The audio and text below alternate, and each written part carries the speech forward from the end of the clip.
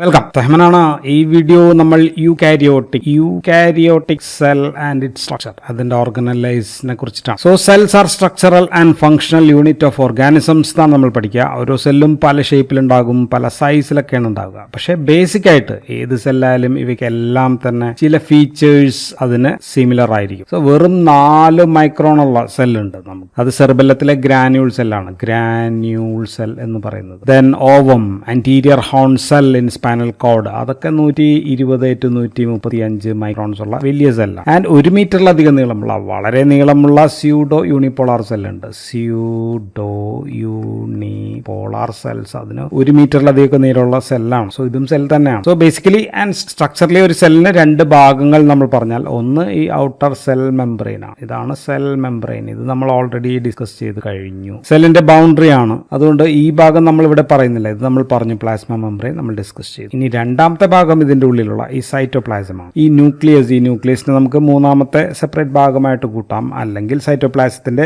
അകത്തുള്ള ഏറ്റവും വലിയ ഓർഗനല്ലേ എന്നും നമുക്ക് പറയാം. സോ നമ്മൾ ഈ വീഡിയോയിൽ ഫോക്കസ് ചെയ്യുന്നത് ഈ സൈറ്റോപ്ലാസം ആൻഡ് അകത്തുള്ള ഭാഗങ്ങളാണ്. സൈറ്റോപ്ലാസത്തിൽ സൈറ്റോസോൾ ഉണ്ട്, ഡിഫറെന്റ് ഓർഗനല്ലേ. ഇതൊരു ഓർഗനലയാണ്, ഇതൊരു ഓർഗനലയാണ്, ഇത് മൈറ്റോകോൺട്രിയാണെന്ന് വിചാരിച്ച് ഇതൊരു ഓർഗനലയാണ്. ഇങ്ങനെ ഡിഫറെന്റ് ഓർഗനലൈസ് ഒക്കെ ഉണ്ട്. സോ സെല്ലിനകത്തുള്ള ന്യൂക്ലിയസിന് പുറത്തും സെൽ മെംബ്രെയിനകത്തുള്ള ഈ ഇൻട്രാ സെല്ലാർ ഫ്ലൂയിഡ്, ഈ നിറഞ്ഞ ഭാഗത്തെയാണ് നമ്മൾ ഇത്രയും ഭാഗം, ഇതാണ് സൈറ്റോസോൾ എന്ന് പറയാം. ആൻഡ് ഇതിനകത്താണ് ഈ ഓർഗനലൈസിന്റെ ചുറ്റും ഇതാണ് ഉള്ളത്. 75 to 90% ഇതിനകത്ത് വെള്ളമാണ്, 75 to 90% ഈസ് വാട്ടർ ആണ്. ആൻഡ് മറ്റു കണ്ടൻസും ഉണ്ട്. ആൻഡ് ഒരുപാട് കെമിക്കൽ റിയാക്ഷൻസ് ഒക്കെ നടക്കുന്ന സ്ഥലമാണ്. നമുക്കറിയാം ഗ്ലൈക്കോളിസിസ് ഒക്കെ ഇവിടെ നടക്കുന്നതാണ്. അപ്പൊ ഈ സൈറ്റോസോളിൽ പല ഓർഗനലൈസ് ഉണ്ട്. അപ്പൊ എന്താണ് ഓർഗനല്ലേ എന്ന് ചോദിച്ചു കഴിഞ്ഞാൽ, ഓർഗനലൈസ് ആർ സ്പെഷ്യലൈസ്ഡ് സ്ട്രക്ചേഴ്സ് ആണ്. ഓരോന്നിനും പ്രത്യേക ഷേപ്പ്, ക്യാരക്ടറിസ്റ്റിക് ഷേപ്പ് ഉണ്ട്. And characteristic or specialized function, ഷേപ്പും ഫംഗ്ഷനും ഒക്കെ വ്യത്യസ്തം. സോ പ്രധാനമായിട്ട് അപ്പൊ എന്തൊക്കെയായിരിക്കും ചെയ്യുക? സെല്ലിന്റെ ഗ്രോത്തിന്റെ കാര്യങ്ങൾ, സെൽ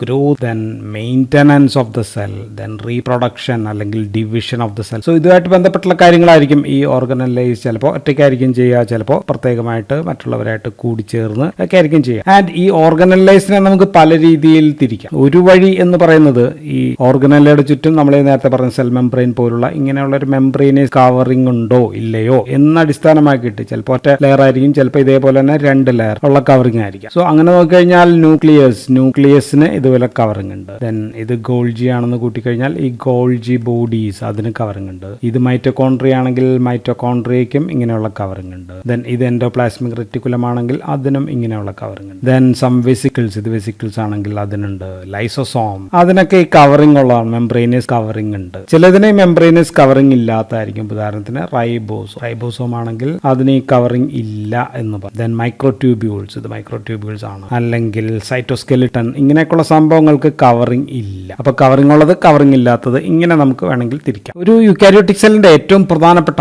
പ്രിൻസിപ്പൽ ഫീച്ചർ, ഞാൻ സെല്ലൊന്ന് വരയ്ക്കുകയാണ്, വലുതായിട്ട് വരയ്ക്കാം. പ്രിൻസിപ്പൽ ഫീച്ചർ എന്ന് പറയുന്നത് അതിന്റെ പ്രസൻസ് ഓഫ് എ ന്യൂക്ലിയസ് ആണ്. നടുവിൽ ഒരു ന്യൂക്ലിയസ് ഉണ്ട് എന്നുള്ളതാണ്, മറ്റേതിനൊന്നും അതില്ല. ആൻഡ് ഇത് സെൽ മെംബ്രെയിൻ ആണ്, ഡബിൾ ലെയർ ആണ്, ഞാൻ സിംഗിളെ വരച്ചിട്ടുള്ളൂ. സോ നമുക്ക് ആദ്യം ന്യൂക്ലിയസിനെ കുറിച്ച് പറയാം. സോ ഇതിനകത്താണ് സെല്ലിന്റെ ജീനോം ഉള്ളത്, DNA ഒക്കെ ഉള്ളത് ഇതിനകത്താണ്. ക്രോമാറ്റിഡ്സ് ആയിട്ടോ എങ്ങനെയാണോ സെൽ സൈക്കിൾ അനുസരിച്ച് ഇതിനകത്ത് കാണാൻ പറ്റും. ജനറ്റിക് ഇൻഫർമേഷൻ റിപ്പോസിറ്ററി ആയിട്ടുള്ള ഭാഗമാണ്. സെല്ലിന്റെ കൺട്രോൾ സെന്റർ ആയിട്ടും പ്രവർത്തിക്കുന്നത് ഈ ന്യൂക്ലിയസ് ആണ്. So this is nucleus. സാധാരണ രീതിയിൽ ഒരു സെല്ലിന് ഒരു ന്യൂക്ലിയസ് ആണ്, സിംഗിൾ ന്യൂക്ലിയസ് ആണ്. സ്കെൽറ്റൽ മസിൽ പക്ഷേ നമുക്ക് സെവറൽ ന്യൂക്ലിയസ് കാണാം. ന്യൂട്രോഫിൽ WBC സെല്ലിന് പോളിമോർഫോ ന്യൂക്ലിയർ എന്നും വിളിക്കാറുണ്ട്. മെച്ചുറായിട്ടുള്ള RBCക്ക് പക്ഷേ ന്യൂക്ലിയസ് ഇല്ല. ചെറുപ്പത്തിലുണ്ടായിരുന്നു, പിന്നീട് നമ്മൾ പുറന്തള്ളി. സപ്പോസ് ന്യൂക്ലിയസ് നടുവിലാണ് എന്ന് കരുതിയാൽ, ഈ ന്യൂക്ലിയസിന് ചുറ്റും ഒരു ന്യൂക്ലിയർ എൻവലപ്പ് ഉണ്ട്. ഞാൻ ഈ എൻവലപ്പാണ് വരയ്ക്കുന്നത്. ന്യൂക്ലിയർ എൻവലപ്പ് ഇങ്ങനെ അങ്ങ് വരയ്ക്കുകയാണ്. ആൻഡ് ഈ എൻവലപ്പ് എന്ന് പറയുന്നത് 2 ന്യൂക്ലിയർ മെംബ്രെയിനുള്ള ഒരു സംഭവമാണ്. So there is 2 nuclear membrane. So നമ്മുടെ ഫോസ്ഫോലിപ്പിഡ് ബൈലെയർ തന്നെയാണ്. ഇവിടെ 2 ന്യൂക്ലിയർ മെംബ്രെയിൻ ആണ് ഞാൻ വരച്ചത്. ആൻഡ് പുറമെ വരച്ചത്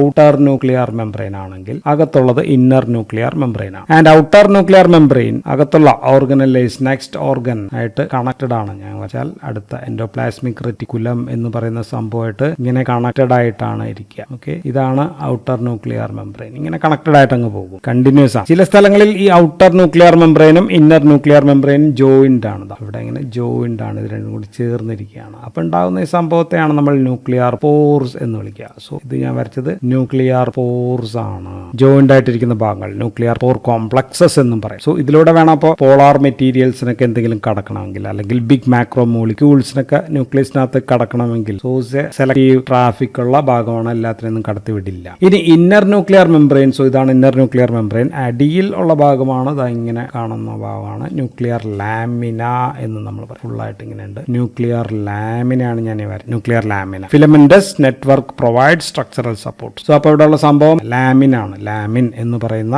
ഒരു ഫൈബ്രസ് പ്രോട്ടീൻ ആണ്, ഇന്റർമീഡിയറ്റ് ഫിലമെന്റ് ആണ്, പ്രോട്ടീൻ ആണ് ഇതിനകത്തുള്ളത്. അപ്പോൾ വലിയ മോളിക്യൂൾസിന് ന്യൂക്ലിയസിന് അകത്തേക്ക് ഇങ്ങനെ കടക്കണമെങ്കിൽ ന്യൂക്ലിയർ പോർ കോംപ്ലക്സിലൂടെ കടക്കണം. ആൻഡ് അതിന് ന്യൂക്ലിയർ ലോക്കലൈസേഷൻ സിഗ്നൽസ് എന്നൊക്കെ പറയുന്ന സംഭവങ്ങൾ വേണം. ദെൻ അകത്തേക്ക് കടക്കാൻ ഇമ്പോർട്ടിൻസ് എന്ന് പറയുന്ന പ്രോട്ടീൻ വേണം. പുറത്തേക്ക് കടത്താനായിട്ട് എക്സ്പോർട്ടിൻസ് പോലെയുള്ള പ്രോട്ടീൻസിന്റെ ഒക്കെ സഹായം വേണം. ആൻഡ് ന്യൂക്ലിയസിന്റെ ഉള്ളിൽ ജനറ്റിക് മെറ്റീരിയൽസ് ഞാൻ ഓൾറെഡി പറഞ്ഞു ക്രൊമാറ്റിൻസ് ആയിട്ടാണുള്ളത്. ആൻഡ് ഇത് കണ്ടൻസ്ഡ് ആയിട്ടും ഡീകണ്ടൻസ്ഡ് ആയിട്ടും കാണാം. യൂക്രോമാറ്റിൻ, ഹെട്രോക്രോമാറ്റിൻ ഒക്കെയാണ് സെൽ സൈക്കിൾ സ്റ്റേജിക്ക് അനുസരിച്ച് കാണാം. ആൻഡ് ചിലപ്പോൾ 23 പെയേഴ്സ് കാണാം, അല്ലെങ്കിൽ ചിലപ്പോൾ ഇപ്പൊ ഗാമേറ്റ് ആണെങ്കിൽ 23 മാത്രമേ ഉണ്ടാവുള്ളൂ, ഹാപ്ലോയിഡ് ആയിരിക്കും. ഇനി ന്യൂക്ലിയസിന്റെ അകത്ത് തന്നെയുള്ള ഡിസ്ക്രീറ്റ് ഓർഗനല്ലേ, ഇതിനകത്തും ഓർഗനലൈസ് എന്ന് ചിലപ്പോൾ പറയാറുണ്ട്. ആൻഡ് ഇതാണ് ന്യൂക്ലിയർ ബോഡീസ് എന്ന് പറയും. ന്യൂക്ലിയർ ബോഡീസ് എന്ന് വിളിക്കുക. ആൻഡ് ഇതിൽ ഏറ്റവും പ്രോമിനന്റ് ആയിട്ടുള്ള, സപ്പോസ് ഇതാണ് ഏറ്റവും പ്രോമിനന്റ് ആയിട്ടുള്ള, ഇതിനെ നമ്മൾ ന്യൂക്ലിയോലസ് എന്നാണ് വിളിക്കുക. ന്യൂക്ലിയോലസ് എന്ന് വിളിക്കും. അതിന്റെ ഫംഗ്ഷൻ എന്ന് പറയുന്നത് ribosomal RNA synthesis,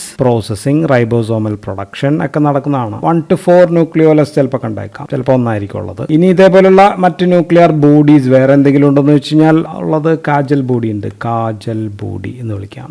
histone locus body പോലെയുള്ളത്, speckle എന്ന് വിളിക്കുന്നത്, പോളികോംബ് ബോഡി. ഇങ്ങനെ ഡിഫറെന്റ് ബോഡീസ് ഒക്കെ ഉണ്ട് ന്യൂക്ലിയോലസ് അല്ലാതെ മറ്റ് ന്യൂക്ലിയർ ബോഡീസ് ആണ്. സോ ഇതാണ് സിമ്പിൾ ആയിട്ട് പറഞ്ഞാൽ ന്യൂക്ലിയസ് ഓഫ് എ സെൽ എന്ന് പറഞ്ഞാൽ ഇത്രയൊക്കെ ഭാഗങ്ങളൊക്കെയാണ് ഉള്ളത്. ഇനി ഞാൻ പറയുന്ന 3 ഓർഗനലൈസ്, എൻഡോപ്ലാസ്മിക് റെറ്റിക്കുലം, ഇതാണ് endoplasmic reticulum. Then Golgi bodies അല്ലെങ്കിൽ ഗോൾജി അപ്പാരറ്റസ്, ലൈസോസോം. സോ ഇവ 3 പ്രോട്ടീൻ സോർട്ടിംഗ്, ട്രാൻസ്പോർട്ട് അല്ലെങ്കിൽ ഡിസ്ട്രക്ഷൻ ഒക്കെ ഉള്ള ഓർഗനലയാണ്. ആൻഡ് 3 മെംബ്രെയിൻ ബൗണ്ട് ആണെന്ന് വെച്ചാൽ മെംബ്രെയിൻ ഉണ്ട് ചുറ്റും എന്നുള്ളതാണ്. പക്ഷെ അതിനു മുമ്പ് നമുക്ക് പ്രോട്ടീൻ സോർട്ടിംഗ് പറയുന്നതിന് മുമ്പ് പ്രോട്ടീൻ ഉണ്ടാക്കണം. പ്രോട്ടീൻ ഉണ്ടാക്കുന്ന മെഷീനറിയെ നമ്മൾ റൈബോസോംസ് എന്നാണ്. Ribosomes. So ribosomes are protein synthesis machinery of the cell. So ribosome യൂക്കാരിയോട്ടിലെ 40S എന്ന് പറയുന്ന ഒരു ചെറിയ സബ് യൂണിറ്റ് ഉണ്ട്, 40S. ദെൻ പിന്നെ ഉള്ളത് 60S എന്ന് പറയുന്ന വലിയ ഒരു സബ് യൂണിറ്റ് ഉണ്ട്. S ഫോർ സിഡ്ബർഗ് യൂണിറ്റ്സ് ആണ്, സെഡിമെന്റേഷൻ ആയിട്ട് ബന്ധപ്പെട്ടിട്ടുള്ളത്. ആൻഡ് ഇത് ഉണ്ടാക്കുന്നത് ന്യൂക്ലിയസിനകത്താണ് സെപ്പറേറ്റ്. 40S വേറെ ഉണ്ടാക്കുന്നു, 60S വേറെ ഉണ്ടാക്കുന്നു.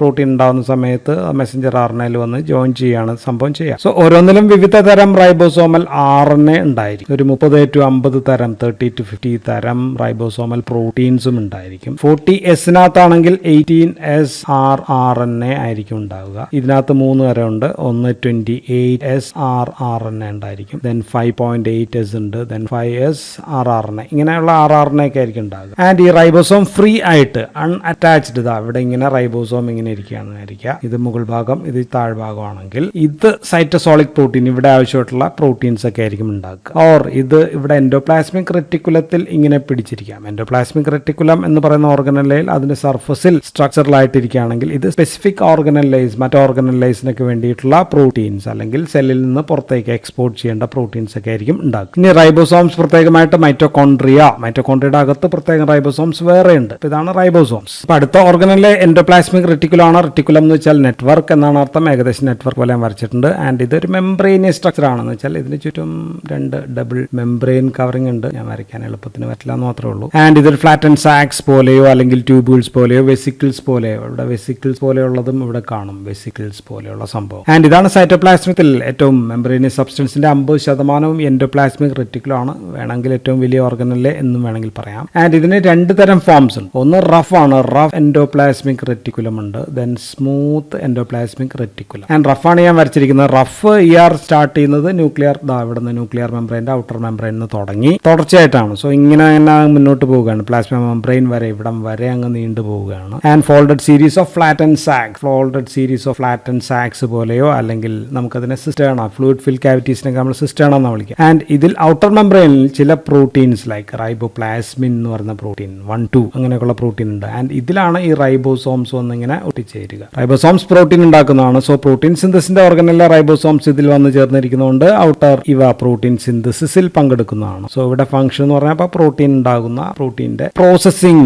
സോർട്ടിംഗ് ഒക്കെയാണ്. പ്രോട്ടീൻ ഫോൾഡിംഗ് അല്ലെങ്കിൽ ഗ്ലൈക്കോസിലേഷൻ. സോ ഇങ്ങനെയൊക്കെയുള്ള കാര്യങ്ങളായിരിക്കും ഈ ഔട്ടർ റൈബോസോംസ് പിടിപ്പിച്ച റഫ് എൻഡോപ്ലാസ്മിക് റെറ്റിക്കുലം ചെയ്യുക. So this is important in protein synthesis. ഇനി റൈബോസോം പിടിപ്പിച്ച റഫ് എൻഡോപ്ലാസ്മിക് റെറ്റിക്കുലത്തിന്റെ റൈബോസോംസ് ഇല്ലാത്ത ഭാഗം ഞാൻ ഇങ്ങോട്ട് വരയ്ക്കുകയാണ്.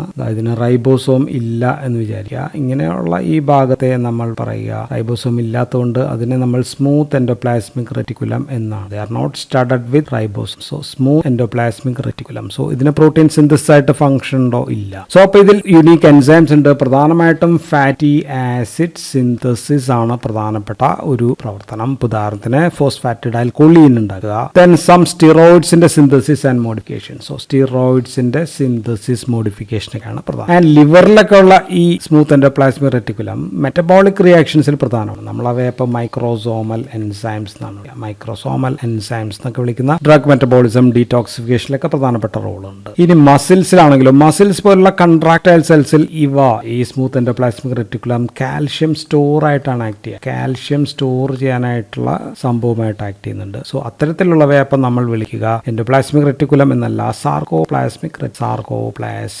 റെറ്റിക്കുലം എന്നാണ് വിളിക്കുക. So these are calcium stores. ഇനി അടുത്ത ഓർഗനലൈസ് എന്ന് പറയുന്നത് ഗോൾജി കോംപ്ലക്സ് ആണ്. ഗോൾജി നമ്മൾ സാധാരണ ഇങ്ങനെയാണ് വരയ്ക്കുക. Golgi complex or Golgi apparatus എന്നാണ് നമ്മൾ വിളിക്കുക. സാധാരണ നമ്മളൊരു 7 എണ്ണം ഇങ്ങനെ അങ്ങോട്ട് വരയ്ക്കും. 4, 5, 6, 7 എന്ന് വരയ്ക്കുക.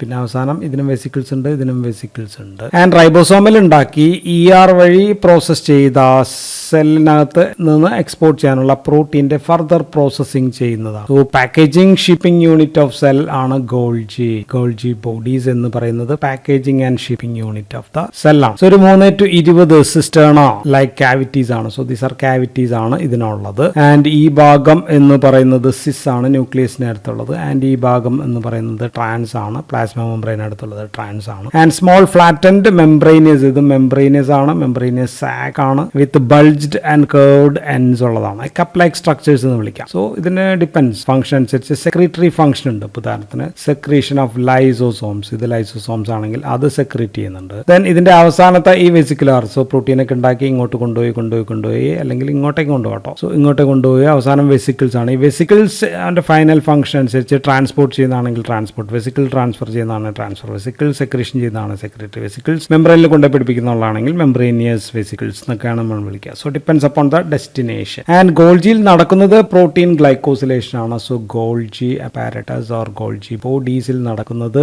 പ്രോട്ടീന്റെ ഫൈനൽ ഇതൊക്കെയാണ് ഗ്ലൈക്കോസിലേഷൻ നടക്കാം. ദെൻ പ്രോട്ടീൻസിൽ കാർബോഹൈഡ്രേറ്റും പിടിപ്പിക്കുന്നത് അതാണ് ഗ്ലൈക്കോസിലേഷൻ. എൻഡോപ്ലാസ്മിക് റെറ്റിക്കുലത്തിൽ നടക്കാം. മറ്റൊരു പ്രധാനപ്പെട്ട ജോലി എന്ന് പറയുന്നത് സ്ഫിങ്കോമൈലിനൊക്കെ നമ്മൾ സെൽ മെമ്പറിൻ പഠിച്ചു. ഗ്ലൈക്കോലിപിഡ്സ് എന്നിവ സെറാമൈഡിൽ നിന്ന് ഉണ്ടാക്കിയെടുക്കുക. സെറാമൈഡ് എന്ന് പറയുന്ന സംഭവത്തിൽ നിന്ന് ഉണ്ടാക്കിയെടുക്കുക. ദെൻ ഉണ്ടായ പ്രോട്ടീൻസ് നേരത്തെ പറഞ്ഞ ഡിഫറെന്റ് ടൈപ്സ് ഓഫ് ട്രാൻസ്പോർട്ട് വെസിക്കിൾസിനകത്തേക്ക് ഉണ്ടായ പ്രോട്ടീൻ വെസിക്കിൾസിനകത്തേക്ക് ഇടുന്നു, ദെൻ അയക്കുന്നു. സോ പ്രധാന ടാർജറ്റായ ലൈസോസോം ആണ് ഒരു ഓർഗനലിലെ എന്ന് പറയും. ഇനി ERൽ നിന്ന് ഗോൾജിലേക്ക്, that means ER to Golgi protein transfer ചെയ്യുന്നതിനെ നമ്മൾ ആന്റിറോഗ്രേഡ് ട്രാൻസ്പോർട്ട് എന്ന് പറയാം. അതിന് കോഡ് പ്രോട്ടീൻ കോംപ്ലക്സ് 2 ഒക്കെയാണ് ഉപയോഗിക്കുക. ആന്റിറോഗ്രേഡ് അല്ല, ഇവിടുന്ന് ഇങ്ങോട്ടേക്കുള്ളതിനെ നമ്മൾ റിട്രോഗ്രേഡ് എന്നാണ് പറയുക. റിട്രോഗ്രേഡ് പ്രോട്ടീൻ ട്രാൻസ്പോർട്ട് ആണ്. സോ അതിന് നമുക്ക് COP1 പോലെയുള്ള കോംപ്ലക്സുകളായിരിക്കും നമ്മൾ ഉപയോഗിക്കുക. സോ അപ്പോൾ പ്രോട്ടീൻ ഉണ്ടാക്കി പ്രോട്ടീനെ പ്രോസസ് ചെയ്തു ഇങ്ങോട്ടേക്ക് കൊടുക്കുന്നു അല്ലെങ്കിൽ ഇങ്ങോട്ടേക്ക് മാറ്റുന്നു. ഇതാണ് ഗോൾജിയുടെ ഫംഗ്ഷൻ. അപ്പോൾ അടുത്ത ഓർഗനലിലെ ഇദ്ദേഹം പറഞ്ഞ ലൈസോസോംസ് ആണ് അടുത്തത്. ലൈസോ എന്ന് പറഞ്ഞാൽ ലൈസിസ്, ഡിസോൾവിങ് എന്നാണ് അർത്ഥം. സോംസ് എന്ന് വെച്ചാൽ ബോഡീസ്. സോ ഇതും ബൈലേഡ് ആണ്, ഞാൻ വരച്ചിരിക്കുന്ന ബൈലേഡ് ആയിട്ടുള്ള വെസിക്കിൾസ് ആണ്.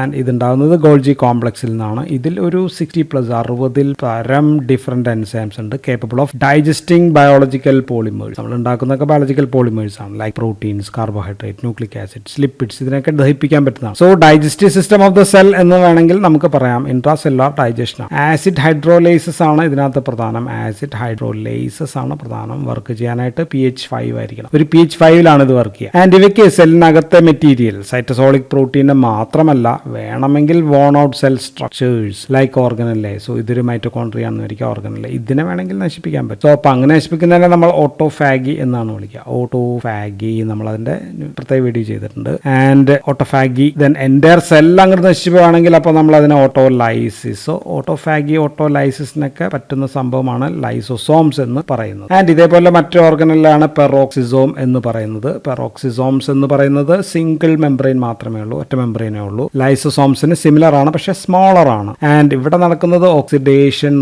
റിയാക്ഷൻസ് ഒക്കെയാണ്. ആൻഡ് പ്രധാനപ്പെട്ട ആൾ കാറ്റലൈസ് എന്ന് പറയുന്ന എൻസൈം ഒക്കെയാണ് ഇതിനകത്തുള്ളത്. സോ ഇവയ്ക്ക് സെൽഫായിട്ട് റിപ്ലിക്കേറ്റ് ചെയ്യാൻ പറ്റും, രണ്ടാവാനായിട്ട് പറ്റും. സോ പഴയതിൽ നിന്ന് ഡിവൈഡ് ചെയ്ത് പുതിയവ ഉണ്ടാകാം. So fatty acid oxidation, biosynthesis of lipids, അതിനകത്തൊക്കെ പ്രവർത്തനം ഉള്ളതാണ് ഈ പെറോക്സിസോംസ് എന്ന് പറയുന്ന സംഭവം. അടുത്ത ഇമ്പോർട്ടന്റ് ഓർഗനല്ലേ മൈറ്റോകോൺട്രിയ ആണ്. സോ മൈറ്റോകോൺട്രിയ ആൻഡ് ഇതൊരു ഡബിൾ മെംബ്രെയിൻ സിസ്റ്റം ഉള്ള ഓർഗനല്ലെയാണ്. ജനറേറ്റ് ATP ഉണ്ടാക്കലാണ് ഇതിന്റെ പ്രധാനപ്പെട്ട ജോലി. മോസ്റ്റ് ATP ഉണ്ടാക്കുന്നത് എയ്റോബിക് ഓക്സിഡേഷൻ അല്ലെങ്കിൽ അങ്ങനെയൊക്കെയുള്ള റെസ്പിറേറ്ററി പ്രോസസ്സിലൂടെയാണ് മൈറ്റോകോൺട്രിയ ആണ് ഉണ്ടാക്കുക. സോ അപ്പോൾ അതുകൊണ്ട് ഇതിനെ power house of the cell എന്ന് നമ്മൾ വിളിക്കും. ആൻഡ് ഓരോ സെല്ലിന്റെയും മെറ്റബോളിക് ആക്ടിവിറ്റി അനുസരിച്ച് എണ്ണത്തിൽ വ്യത്യാസം ഉണ്ടാകും. മെറ്റബോളിക്കലി ആക്റ്റീവ് സെൽ മസിൽസ് ഒക്കെ ആണെങ്കിൽ കൂടുതൽ മൈറ്റോകോൺട്രിയ ഉണ്ടാകും. സ്ട്രക്ചർ നമ്മൾ പറഞ്ഞു ഔട്ടർ മൈറ്റോകോൺട്രിയൽ മെംബ്രെയിൻ ഉണ്ട് ആൻഡ് ഇതിനകത്ത് ഇന്നർ മൈറ്റോകോൺട്രിയൽ മെംബ്രെയിൻ ഉണ്ട്. ഇതിങ്ങനെ ഉള്ളിലേക്ക് കയറിയായിരിക്കും ഇരിക്കുക. ഇന്നർ മൈറ്റോകോൺട്രിയൽ മെംബ്രെയിൻ ഇങ്ങനെ ഉള്ളിലേക്ക് ഇങ്ങനെ കയറിയായിരിക്കും ഇരിക്കുക. സോ ഇതാണ് ഔട്ടർ ആൻഡ് ഇന്നർ. ആൻഡ് ഉള്ളിലേക്ക് ഇങ്ങനെ ഫോൾഡഡ് ആയിട്ട് കയറിയിരിക്കുന്ന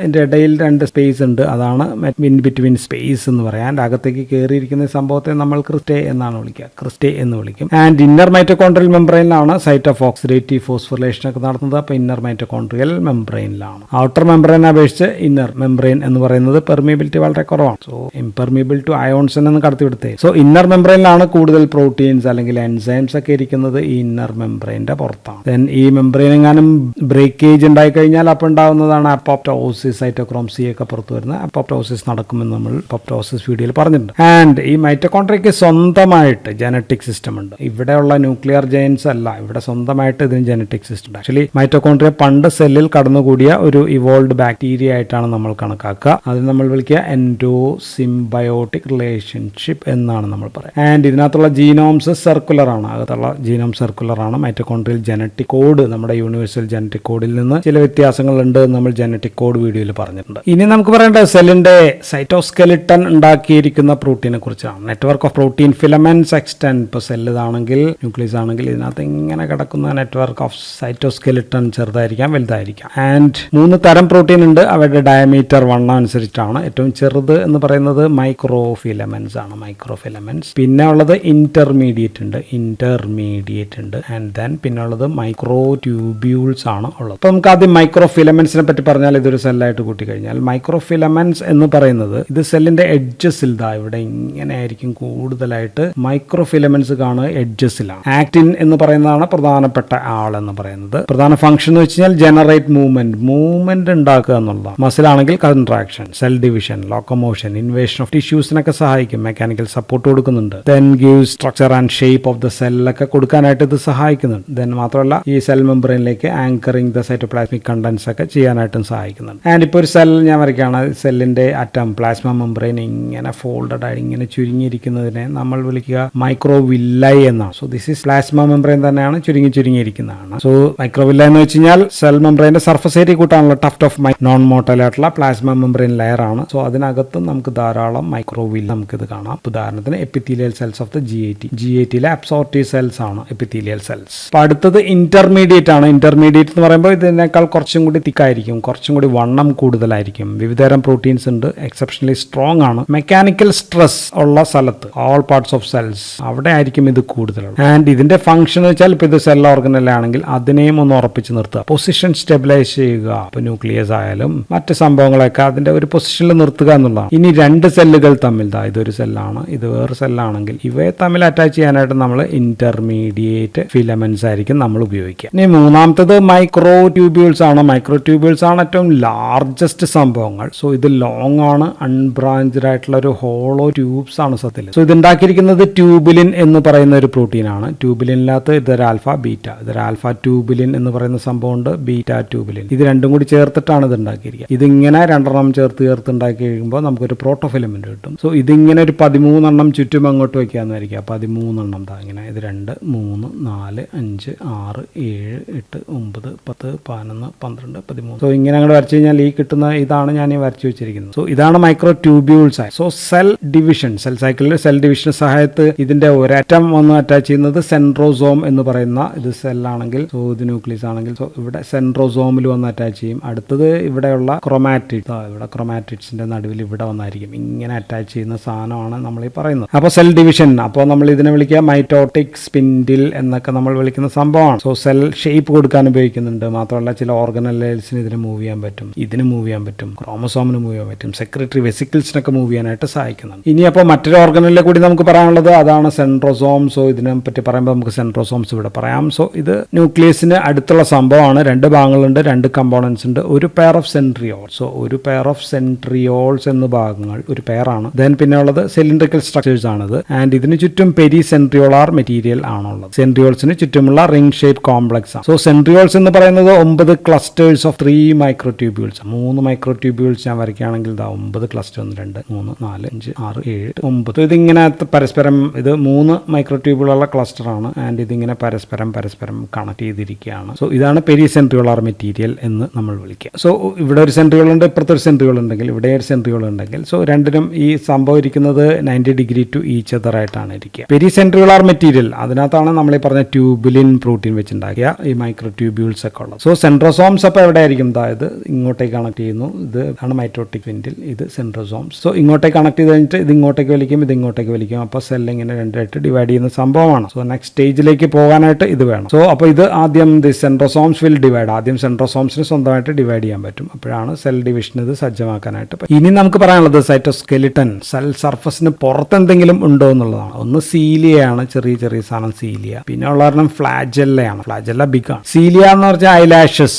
സോ അനേകം ചെറിയ ഹെയർ ലൈക്ക് സ്ട്രക്ചേഴ്സ് പ്രൊജക്ഷൻസ് ആണ്. ആൻഡ് ഇതൊരു ബേസൽ ബോഡീസ്. ഇപ്പൊ ഇതൊരു സെല്ലാണെങ്കിൽ ഒരു ബേസൽ ബോഡി ഈ സെൽ മെമ്പറിൽ ഉണ്ടാവും. അതിൽ നിന്നാണ് യൂഷ്വലി 9+2 ഇങ്ങനെ ചെറുത് വന്നിട്ട് ഒരു 9+2 അറേഞ്ച്മെന്റ് ആണ്. 9+2 അറേഞ്ച്മെന്റിലാണ് ധരിക്കുക. ആൻഡ് സെൽസ് ഓഫ് റെസ്പിറേറ്ററി ട്രാക്റ്റിൽ നമുക്ക് ഇത് കാണാനായിട്ട് പറ്റും. മൈക്രോട്യൂബ്യൂൾസിന്റെ സംഭവമാണ് സീലിയ എന്ന് പറയുന്നത്. ദെൻ പിന്നുള്ളത് ഫ്ലജെല്ല ആണ്. ഇപ്പോൾ വേറെ സെൽ വരയ്ക്കുകയാണെങ്കിൽ ഇത് സ്പെർമാന്ന് വിചാരിക്കുക, ഇത് ഫ്ലജെല്ല ആണെന്ന് വിചാരിച്ചു കഴിഞ്ഞാൽ ഫ്ലജെല്ല വിപ്പ് ലൈക്ക് മൂവ്മെന്റ് നടത്തുന്ന ഒരു സംഭവമാണ്. സോ ഇത് എൻറ്റയർ സെൽ, ഈ സെല്ലിനെ മൊത്തത്തിൽ മൂവ് ചെയ്യാനായിട്ട് പറ്റും സാധനം. ഉദാഹരണം സ്പേം സെൽ, സ്പേമിനെ ഊസൈറ്റിൽ അവിടേക്ക് എത്തിക്കാനായിട്ട് ഈ ഫ്ലജെല്ലയുടെ വിപ്പ് ലൈക്ക് മൂവ്മെന്റ് ഇതിന്റെ ആക്സിസിൽ അങ്ങോട്ട് മൂവ് ചെയ്യുകയാണ്. സോ ഇതുമൂലമുള്ള വിഗ്ലിംഗ് വേവ്സ് എന്നാണ്. വേവ് ലൈക്ക് മൂവ്മെന്റ് മൂലം ഇതിനെ ഫോർവേഡ് ഡയറക്ഷനിൽ മൂവ് ചെയ്യാനായിട്ട് സാധിക്കും. സോ ഇതൊക്കെയാണ് സെല്ലുലാർ ഓർഗനലിലെ സെൽ സ്ട്രക്ചർ പറയാനുള്ളത്. വേഗത്തിൽ പറഞ്ഞു, ഒരു ആവറേജ് ഒരു വ്യൂ ഐഡിയ കിട്ടാൻ വേണ്ടിയിട്ട് മാത്രമാണ് പറഞ്ഞത്. വളരെ ഡീറ്റെയിൽ ആയിട്ട് പോകില്ല. So that's all in this video. Thank you for watching.